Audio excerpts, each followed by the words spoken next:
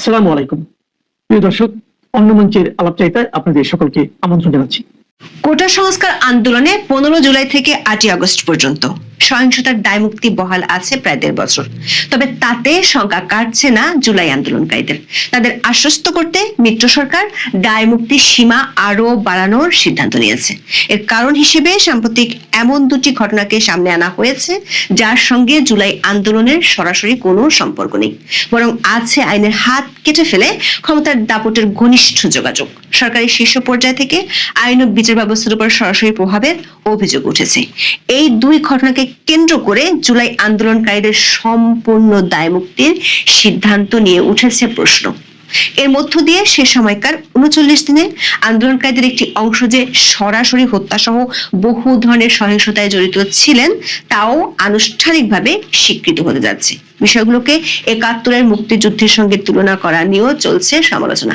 একটি স্বাধীন দেশের জন্মের সঙ্গে সরকার পতনের আন্দোলনকে এক করে দেখানোর এই চেষ্টা আদৌ কি টেকসই হবে? অতীতে বঙ্গবন্ধু হত্যার দায়মুক্তি দিয়ে জারি করা ইনজেমনিটির মতো এটিও কি একইভাবে বিবেচিত হবে ইতিহাসে? বৈষম্য দূর করে ন্যায় বিচার প্রতিষ্ঠার কথা বলে পরিচালিত জুলাই আন্দোলন নিজেই কি শেষ পর্যন্ত গলা টিপে হত্যা করতে যাচ্ছে ন্যায় বিচারকে? প্রশ্ন উঠেছে, জুলাই আন্দোলনকে পরবর্তীতে ফৌজদারি অপরাধ করে পার পেয়ে যাওয়ার হাতিয়ার বানানো হচ্ছে না তো? বিস্তারিত জানতে চলুন যাওয়া যাক বিশ্লেষণে। সরকার পতনের পর 2024 সালের 8 আগস্ট ক্ষমতা নেয় ডক্টর মোহাম্মদ ইউনূসের নেতৃত্বাধীন অন্তর্বর্তী সরকার। এর 2 মাসের মাথায় স্বরাষ্ট্র মন্ত্রণালয়ের বিবৃতিতে জানানো হয়, গণ অভ্যুত্থানকে সফল করতে যেসব ছাত্র জনতা সক্রিয়ভাবে আন্দোলনের মাঠ থেকে কাজ করেছেন তাদের বিরুদ্ধে 15 জুলাই থেকে 8 আগস্ট পর্যন্ত সংগঠিত গণ অভ্যুত্থান সংশ্লিষ্ট ঘটনার জন্য কোনো মামলা, গ্রেফতার বা হয়রানি করা হবে না। জুলাই আন্দোলনের সময় সরকার বিরোধী বহু মানুষ রাস্তায় প্রাণ হারান, আহত হন কয়েক হাজার। সে সময়ের প্রতিটি ঘটনায় সারা দেশে সাবেক সরকারের শীর্ষ নেতৃত্ব সহ আওয়ামী লীগ নেতাকর্মীদের বিরুদ্ধে মামলা হয়েছে। এর মধ্যে আন্তর্জাতিক অপরাধ আদালতে চলা একটি মামলায় শেখ হাসিনার ফাঁসির রায় হয়েছে। তবে একই সময় সিরাজগঞ্জের 13 জন পুলিশ সহ অন্তত 44 জন পুলিশ সদস্যকে হত্যার ঘটনা ঘটে। জাতিসংঘ প্রতিবেদনে আওয়ামী লীগের বেশ কয়েকজন নেতাকর্মীকে হত্যার তথ্য রয়েছে। যশোরে হোটেল জাবির ইন্টারন্যাশনালে দেয়া আগুনে পুড়ে মারা যান 24 জন। এমন বহু সহিংসতার ঘটনা ঘটে দেশের বিভিন্ন জায়গায়। থানা জ্বালিয়ে দেওয়ার পাশাপাশি লুট করা হয় বিপুল আগ্নেয়াস্ত্র, যেগুলোর মধ্যে 1350 অস্ত্র এত দিনেও উদ্ধার করা যায়নি। 2024 সালের 14 অক্টোবর স্বরাষ্ট্র মন্ত্রণালয় থেকে পাঠানো একটি বিজ্ঞপ্তিতে বলা হয়েছিল, জুলাই আন্দোলনে যারা অংশ নিয়েছিল তাদের বিরুদ্ধে 15 জুলাই থেকে 8 আগস্ট পর্যন্ত সংগঠিত জুলাই আন্দোলনের ঘটনার জন্য কোনো মামলা, গ্রেপ্তার বা হয়রানি করা হবে না। এসব ঘটনার দায়মুক্তি বহাল আছে প্রায় 1.5 বছর ধরে। গত বছরের শুরুর দিকে সরকার পক্ষ থেকে এ ব্যাপারে একটি অধ্যাদেশ জারির উদ্যোগ নেওয়া হলেও অজ্ঞাত কারণে সেটি হিমাগারে চলে যায়। তবে এর বদলে আসে জুলাই সনদ। জুলাই সনদকে সংবিধান ও আইনের উপর প্রাধান্য দেওয়ার বিরুদ্ধে শুরুতে কঠোর অবস্থান নেয় বিএনপি। তবে সেই অবস্থান রাতারাতি বদলে যায় সনদে সই করার ঠিক আগ মুহূর্তে। সনদে সই করার ঠিক আগে সংশোধন করা হয় 5ম দফা।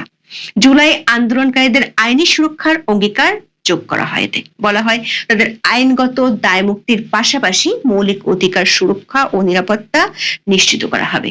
এ বিষয়ক প্রস্তাবটি নিজের ফেসবুকে তুলে ধরেন বিএনপির স্থায়ী কমিটির সদস্য সালাউদ্দিন আহমেদ। পোস্টে তিনি জুলাই আন্দোলনের সময় পুলিশ সহ আইন শৃঙ্খলা রক্ষাকারী বাহিনীর সদস্যদের হত্যার বিচার বন্ধের দাবি জানান। এমনকি পুলিশ বাহিনীর সদস্যদের তিনি তুলনা করেন হানাদার বাহিনীর সঙ্গে।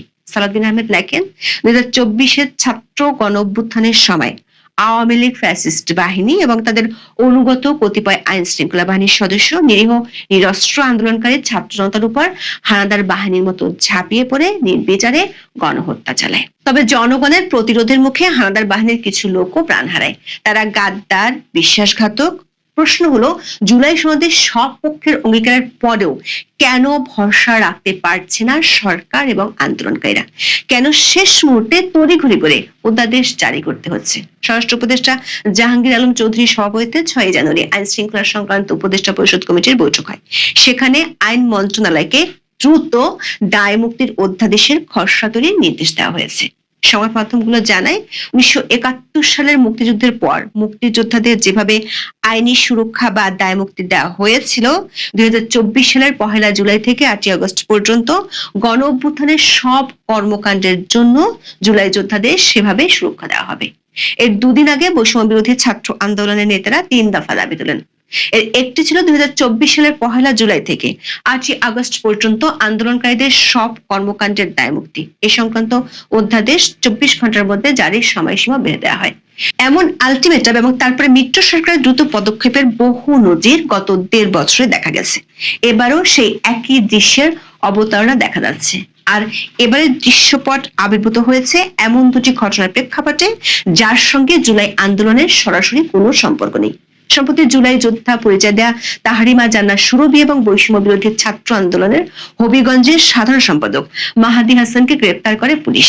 মাহাদির বিরুদ্ধে সম্প্রতি থানায় গিয়ে পুলিশকে হুমকি দেওয়ার অভিযোগ উঠেছে। আর সুরভী গ্রেপ্তার হন চাঁদাবাজির অভিযোগের মামলায়। তবে দুটি ক্ষেত্রেই সরকার সমর্থকদের চাপের মুখে তারা জামিনে মুক্তি পান।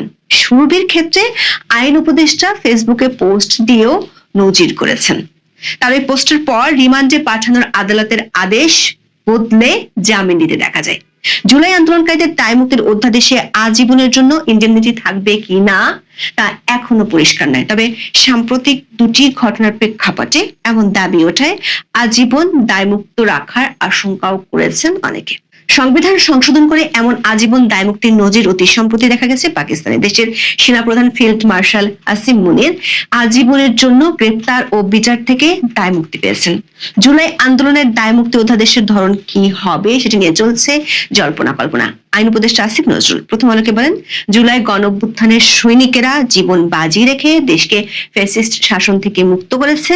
তারা অবশ্যই দায় মুক্তির অধিকার রাখে। সরকার আগে থেকেই এ বিষয়ে কাজ করছে।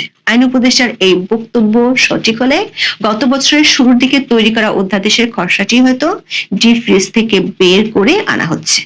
প্রশ্ন হলো, জুলাই সনদের পরেও কেন হঠাৎ করে এমন অধ্যাদেশের প্রয়োজন পড়েছে? বিশেষ করে বিএনপি এবং জামাতের মতো প্রধান দুই দলের ঐক্যমতের উপরেও কেন ভরসা রাখতে পারছে না সরকার এবং আন্দোলনকারীরা? ফেব্রুয়ারিতে সংসদ নির্বাচনের সঙ্গে সংবিধান সংশোধনের গণভোটও হওয়ার কথা। প্রশ্ন হলো, সেই গণভোটে না বিজয়ী হতে পারে এমন আশঙ্কা কি তৈরি হচ্ছে? সে কারণে কি অধ্যাদেশ জারির মাধ্যমে সাময়িক স্বস্তি তৈরির চেষ্টা করছে সরকার? এমন অধ্যাদেশের পরিকল্পনা আরো কিছু প্রশ্ন সামনে নিয়ে আসে। জুলাই আন্দোলনের সময় থানা থেকে অস্ত্র লুটকারীরাও দায়মুক্তির আওতায় আসবেন কিনা? লুণ্ঠিত অস্ত্র এর আগে যারা গ্রেপ্তার হয়েছেন তারা কি অধ্যাদেশের আওতায় ছাড়া পাবেন? তাদের গ্রেপ্তারের কারণে কি ক্ষতিপূরণ দেবে রাষ্ট্র? এই দায়মুক্তি অধ্যাদেশ প্রণীত হলে থানা, কারাগার ও এসএসএফ এর লুণ্ঠিত অস্ত্রগুলো আর উদ্ধার অভিযানের কোনো যৌক্তিকতা আদৌ থাকে কি? দর্শক, থানা থেকে লুটের অস্ত্র বেশিরভাগই এখনো উদ্ধার হয়নি। এ ব্যাপারে নতুন করে আবারও পুরস্কারের ঘোষণা প্রচার শুরু করেছে পুলিশ সদর দপ্তর। প্রশ্ন হলো, দায়মুক্তির আওতায় কেউ যদি এখন অস্ত্র জমা দেন, তিনি কি পুরস্কৃত হয়ে হাসি মুখে বাড়ি ফিরে যাবেন? আবার জুলাই আগস্টে দেশের 17টি কারাগারে হামলা চালানো হয়েছিল। এসব কারাগার থেকে পলাতক 713 জন এখনো ধরাছোঁয়ার বাইরে। এর মধ্যে 9 জন ফাঁসির দণ্ডপ্রাপ্ত আসামি, 79 জন জঙ্গি আছে। প্রশ্ন হলো, এসব পলাতক আসামিরা কিংবা কারাগারে যারা হামলা চালিয়েছিল তারাও কি জুলাই আন্দোলনের নায়ক হিসেবে দায় মুক্তি পেয়ে ধরাছোঁয়ার বাইরে থেকে যাবে? আবার জাতিসংঘের যে প্রতিবেদনটির প্রচার সরকারের পক্ষ থেকে ব্যাপকভাবে করা হয়, সে প্রতিবেদনের সুপারিশে বলা হয়েছে 2024 সালের 5 থেকে 8 আগস্ট পর্যন্ত পুলিশ ও আওয়ামী লীগের নেতাকর্মীদের হত্যাকাণ্ড এবং নির্যাতনের ঘটনাগুলোর বিচার করতে হবে। যদি জাতিসংঘ মানবাধিকার কমিশন সরকারকে এ ব্যাপারে প্রশ্নের মুখোমুখি করে, তাহলে সরকারের ভাষ্য কি হবে? প্রশ্ন হলো, যশোরের হোটেলে আগুন দিয়ে এক বিদেশি সহ 24 জনকে পুড়িয়ে মারার ঘটনায় কিংবা থানায় হামলা চালানো মামলাগুলোর ভবিষ্যৎ কি হবে? আইন উপদেষ্টা প্রথম আলোকে বলেছেন, তারা সংবিধানের 46 অনুচ্ছেদের আলোকে এবং অতীতে বাংলাদেশে করা এ ধরনের একটি আইন পর্যালোচনার ভিত্তিতে খসড়া অধ্যাদেশ তৈরি করবেন। সংবিধানের 46 অনুচ্ছেদে বলা হয়েছে, প্রজাতন্ত্রের কর্মে নিযুক্ত কোনো ব্যক্তি বা অন্য কোনো ব্যক্তি জাতীয় মুক্তি সংগ্রামের প্রয়োজনে কিংবা বাংলাদেশের রাষ্ট্রীয় সীমানার মধ্যে যে কোনো অঞ্চলে শৃঙ্খলা রক্ষা বা পুনর্বহালের প্রয়োজনে কোনো কাজ করে থাকলে সংসদ আইনের দ্বারা সেই ব্যক্তিকে দায়মুক্ত করতে পারবে। তবে এই অনুচ্ছেদের ভিত্তিতে জুলাই আন্দোলনকে দায়মুক্তি দেয়া অসম্ভব, কারণ বর্তমান সংবিধানে গণঅভ্যুত্থানের মাধ্যমে সরকার উৎখাতের কোনো সুযোগ নেই। সংবিধানের 2 ভাগের 11 অনুচ্ছেদ অনুযায়ী অনির্বাচিত সরকার প্রতিষ্ঠা করাও সম্ভব নয়।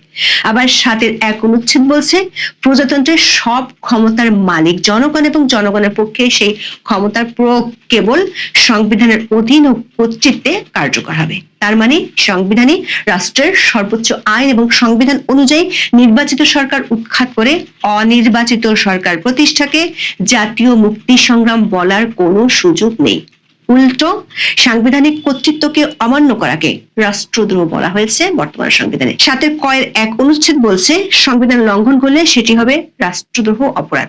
সংবিধানের ভাষায় এটি ষড়যন্ত্র। সংবিধানের এই অনুচ্ছেদ পরিষ্কার করছে, নির্বাচিত সরকার বিষয়ক সাংবিধানিক বিধান অগ্রাহ্য করাকে জাতীয় মুক্তি সংগ্রাম হিসেবে দেখানো অসম্ভব এবং এ ধরনের যে কোনো কাজ রাষ্ট্রদ্রোহের শামিল। কাজী আইন উপদেষ্টাদের 46 অনুচ্ছেদকে ঢাল হিসেবে সামনে রাখতে চান, তা জুলাই আন্দোলনের ক্ষেত্রে ব্যবহারের কোনো সুযোগ নেই। কোনো বিষয়ে দায়মুক্তি দিতে হলেও সেটি অনুমোদন হতে হবে সংসদে, আর সংসদ কার্যকর না থাকলে অধ্যাদেশ জারি করার ক্ষমতা একমাত্র রাষ্ট্রপতির। এ বিষয়ে পরিষ্কার করা হয়েছে সংবিধানের 93 অনুচ্ছেদে। সেখানে বলা হয়েছে, সংসদ ভেঙে গেলে কোনো সময় রাষ্ট্রপতির কাছে যদি প্রয়োজন মনে হয় তাহলে তিনি অধ্যাদেশ জারি করতে পারেন, তবে সেই অধ্যাদেশও এমন কোনো বিধান করা যাবে না যার সংবিধানের সাথে সাংঘর্ষিক। এমনকি সংবিধানের কোনো বিধান বদল বা রদ করা যাবে না। তার মানে অধ্যাদেশ জারির এখতিয়ার রাষ্ট্রপতির হলেও তার পক্ষেও এটি জারি করার বৈধতা নেই, কারণ বিষয়টি সংবিধানের মৌলিক বিধানের পরিপন্থী। প্রশ্ন হলো, সংবিধানকে কথায় কথায় সামনে এনে অসাংবিধানিক পথে হাঁটা অন্তর্বর্তী সরকার কিভাবে এই অধ্যাদেশ দেবে? এটি কি শুধুই একটি ছেলে বোলানো খেলা, নাকি বিশেষ কোনো লক্ষ্যে এগোনোর চেষ্টা? এখন এ পর্যন্ত খুব অল্প সময়েই জুলাইওয়ালারা আর জুলাইওয়ালিরা বাংলাদেশ দখল করে ভেবেছে যে তারা সর্বক্ষমতাবান। তারা যে সর্বক্ষমতাবান তার প্রমাণ বাংলাদেশ হাড়ে হাড়ে পাচ্ছে। দুপুরবেলা আদালতের রায় হয় রিমান্ডে নিয়ে যাওয়ার জন্য, জিজ্ঞাসাবাদের জন্য, আর সন্ধ্যায় জামিন হয়ে বাসায় ফেরা এক নাবালেগ জুলাইওয়ালি, যার জুলাই পরবর্তী তৎপরতা নিয়ে সারা দেশের মানুষ অবগত। দেশের আদালত নাকি সরকারের চাপ মুক্ত, কিন্তু আইন উপদেষ্টা আসিফ নজরুলের চাপে এই নাবালেগ জুলাইওয়ালিকে মুক্তি দেওয়া কিংবা হবিগঞ্জের বানিয়াচংয়ে পুলিশ হত্যা করে ঝুলিয়ে রাখার স্বীকারোক্তি দিয়ে পুলিশকে আবারও হুমকি দেওয়া ব্যক্তিকে মুক্ত করে আনার যে বিষয়টা বাংলাদেশে চলছে, তাতে আশ্চর্য হওয়ার কিছু নেই।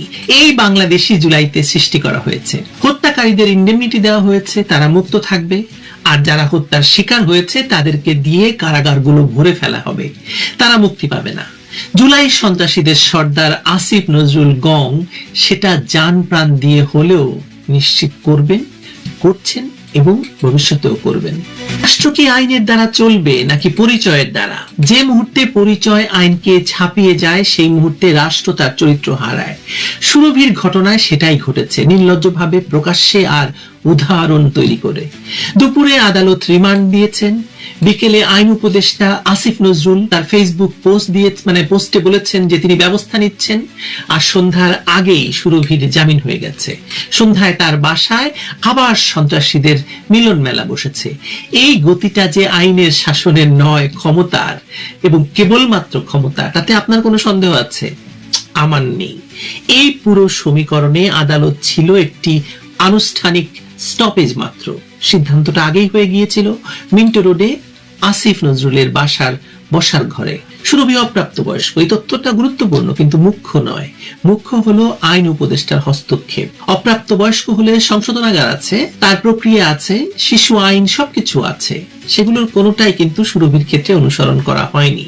কারণ সুরভির পরিচয় আপনারা দেখেছেন 32 নম্বর ভাঙার সময়, সুরভির পরিচয় আপনারা দেখেছেন রাস্তায় মব করার সময়, সুরভির পরিচয় আপনারা দেখেছেন কি সব ছিঁড়ে ফেলার স্লোগানে। কথিত জুলাই যোদ্ধা পরিচয় আছে তারা নিজেদেরকে এই পরিচয়ে সুখী নয় একটুও। কারণ হচ্ছে তারা আসলে জুলাই যোদ্ধা নয়, তারা জুলাই খুনি হিসেবে পরিচিতি পেতে চায়। না হলে রাজপথে নেমেই কেন তারা খুনের ডাক দেয়? এই যে ধরুন হাসনাত, সার্জিস, নাহিদ কিংবা এই নাবালেক সুরভিরা, তারা তো কি যেন ছিঁড়ে ফেলতে চায়, ধরে ধরে জবাই করতে চায়। তাদের এই জুলাই খুনি পরিচয়টা হয়ে উঠেছে একটি অলিখিত ইন্ডেমনিটি। আর এই ইন্ডেমনিটি কোনো সংসদে পাশ হয়নি, পাশ হয়েছে সোশ্যাল মিডিয়ার চাপে, নির্বাহী ক্ষমতার দম্ভে। আসিফ নজরুলরা সেটি পাশ করে দিয়েছেন। এখানে কেউ যদি বলেন আইন উপদেষ্টা মানবিক ছিলেন, তাহলে একটা প্রশ্ন তুলতে চাই, মানবিকতা কি কেবল নির্বাচিতভাবে প্রয়োগ করা যায়? যে মানবিকতা আদালতের আদেশকে দুমড়ে মুচড়ে দেয়, সে মানবিকতা আসলে ক্ষমতার প্রদর্শন। একজন ধরুন আওয়ামী লীগ সন্দেহে যাদেরকে গ্রেপ্তার করা হয়েছে, ছাত্রলীগ সন্দেহে যাদেরকে গ্রেপ্তার করা হয়েছে, তাদেরকে কি আসিফ নজরুল এভাবে মুক্তি করে দেবেন না তো। আর ক্ষমতার এই প্রদর্শনই অপরাধকে উৎসাহিত করছে। জুলাই খুনিদের সর্দার আসিফ নজরুলের বার্তাটা একদম পরিষ্কার, তুমি যদি আমাদের লোক হও, অর্থাৎ জুলাই খুনি হও, তাহলে আইন তোমার পেছনে হাঁটবে, তোমাকে কিছু করতে হবে না। মানে এই জায়গায় এসে আসিফ নজরুলের ভূমিকাটা শুধু বিতর্কিত নয়, বিপজ্জনক। কারণ তিনি একা কাউকে ছাড়াননি, তিনি একটি অনুশীলন প্রতিষ্ঠা করেছেন। আগের দিন হবিগঞ্জের পুলিশ হত্যাকারী মেহেদী, পরের দিন সুরভি, কাল অন্য কেউ, আজ জুলাই, কাল অন্য কোনো মৌসুম। আইনের শাসন এভাবে মরতে মরতে অভ্যাসে পরিণত হচ্ছে।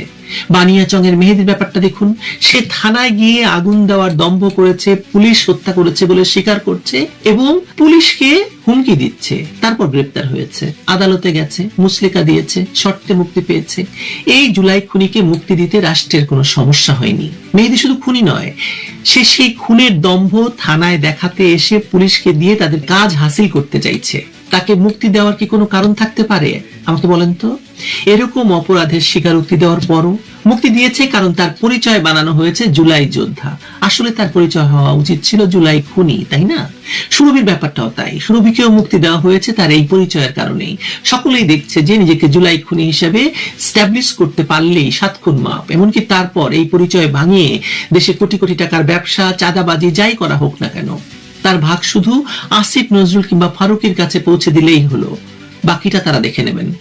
এতে করে জুলাই খুনিরা ধীরে ধীরে বীর হয়ে উঠেছে, যেমন 1975 সালের খুনিরা হয়েছিল সূর্য সন্তান। রাষ্ট্র এভাবেই সন্ত্রাসী খুনি পরিচয়কে মহিমান্বিত করে আসছে সেই 1975 সাল থেকেই। গত 17-18 মাস ধরে জুলাই যোদ্ধা পরিচয় দিয়ে যদি খুন, ধর্ষণ, নারী নির্যাতন, মব করে মানুষ হত্যা, ব্যবসা, চাঁদাবাজি করা জায়েজ হয়, তাহলে এরপর যখন বিএনপি ক্ষমতায় আসবে তখন তারা বলবে আমি বিএনপি করি, আমাদেরও 7 খুন মাপ হতে হবে। অর্থাৎ আজ জুলাই খুনি, কাল হবে বিএনপি কর্মী। আজ এক পরিচয়, কাল আরেকটা। বিএনপি ক্ষমতায় গেলে তারাও বলবে আমরা বিএনপি কর্মী, আমাদের জন্য সব হালাল। ক্ষমতা বদলাবে, সাথে সাথে ইন্ডেমনিটি রঙও বদলে যাবে, কিন্তু চরিত্র বদলাবে না। যারা আজ এই হস্তক্ষেপকে হাততালি দিচ্ছেন, কাল তারা এর শিকার হবেন। মজার ব্যাপার হলো এই ইউনূস আর আসিফ নজরুল গংদের আমলেও আদালতে বিচার হচ্ছে, কিন্তু নির্বাচিত ভাবে। আগস্টের পর নির্বিচারে হত্যাকাণ্ডের ইন্ডেমনিটি দেওয়া হয়েছে, তার মানে এরপর যা হবে তার বিচার হবে না, এই বার্তা দেওয়া হয়েছে। কিন্তু সময়ের চাকা থেমে থাকে না।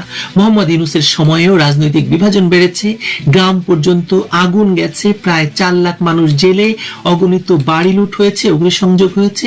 এটা কোনো স্বল্প মেয়াদী উত্তাপ নয়, এটা সংস্কৃতি হয়ে উঠেছে। আপনি যদি আইন ও সালিশ কেন্দ্রের রিপোর্টটি কেবল পড়েন, তাহলে আপনি দেখতে পাবেন যে কি ভয়াবহ অবস্থার মধ্যে আছে। তারা বলছে যে বাংলাদেশে বিচারহীনতার সংস্কৃতি নাকি তারা তুলে ফেলেছে, কিন্তু কি ভয়ঙ্কর ভাবে বিচারহীনতার সংস্কৃতি এখনো বর্তমান, আপনি ভাবতে পারবেন না। কিভাবে জেলের ভেতর, কারাগারে আওয়ামী লীগ নেতা কর্মীরা মারা যাচ্ছে, কেউ কোনো খোঁজ রাখছে না। আইন শৃঙ্খলা বাহিনীর হাতে মারা যাচ্ছে, গুম হচ্ছে, মবকে প্রেসার গ্রুপ বানিয়ে রাষ্ট্রীয় পৃষ্ঠপোষকতায় ব্যবহার করা হচ্ছে। এতে যারা খুশি হচ্ছেন তারা বুঝছেন না যে এই আগুন একদিন দরজায় কড়া নাড়বে। বিএনপি হোক আর জামাত ইসলামী হোক, কারোর জন্যই এই নজির নিরাপদ নয়। আজ যে অন্যায়ের পক্ষে ন্যারেটিভ বানানো হচ্ছে, কাল সেটাই ফিরবে। থানায় আগুন দেওয়া, মানুষ পুড়িয়ে মারা, এসবকে যদি যুক্তি দিয়ে জায়েজ করা হয়, তবে তালিকা লম্বা হবে। হবে, কে কাকে পুড়িয়েছে সেটা নিয়ে প্রতিযোগিতা চলবে। সুরভি মেহেদিরা যদি আওয়ামী লীগ পুড়িয়ে হাত পাকিয়ে থাকে, সেজন্য শাস্তি না পায়, তাহলে এরপর আসিফ, নাহিদ, হাসনাত, সার্জিসরা কিংবা নতুন সুরভি মেহেদিদের নিয়ে বিএনপি পোড়াবে।